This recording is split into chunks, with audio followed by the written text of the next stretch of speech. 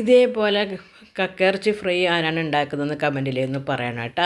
കക്കയിറച്ചി എന്ന് പറഞ്ഞാൽ ഞങ്ങൾ കണ്ണൂർ ഭാഗത്തുള്ള ഇളമ്പക്ക ഇറച്ചി എടുക്കുക, അതിലേക്ക് 3/4 കപ്പ് തേങ്ങ ചേർത്ത് കൊടുക്കാം, അതിലേക്ക് മഞ്ഞൾപ്പൊടി ഉപ്പും ചേർത്ത് മുളക് പൊടിയും ചേർത്ത് നല്ലതുപോലെ തന്നെ കൈകൊണ്ട് ഇതേപോലെ മിക്സാക്കി മാറ്റി വെക്കുക.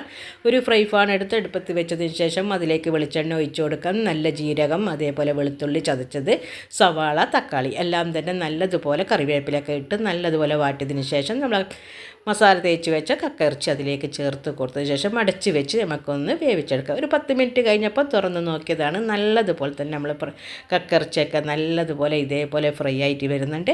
ഇനി നമുക്ക് കുറച്ച് സമയം കൂടി ഇതിങ്ങനെ തുറന്ന് വെച്ചിട്ട് തന്നെ നമ്മൾക്കിതൊന്ന് നല്ലതുപോലെ ഫ്രൈ ആക്കിയിട്ടെടുക്കുക. ഇത് കഞ്ഞിക്ക് ചോറിന് എല്ലാത്തിനും കൂട്ടി കഴിക്കാൻ പറ്റുന്ന ഒരു അടിപൊളി കക്കയിറച്ചി ഫ്രൈ ആണിത്. നിങ്ങളെല്ലാവരും ഉണ്ടാക്കി നോക്കാൻ. വീഡിയോ ഇഷ്ടപ്പെട്ടിട്ടുണ്ടെങ്കിൽ ലൈക്ക് തരാം, സപ്പോർട്ട് തരാം. ഇതിൻ്റെ full recipe Ramla's kitchen follow ചെയ്യുക. അസ്സലാമു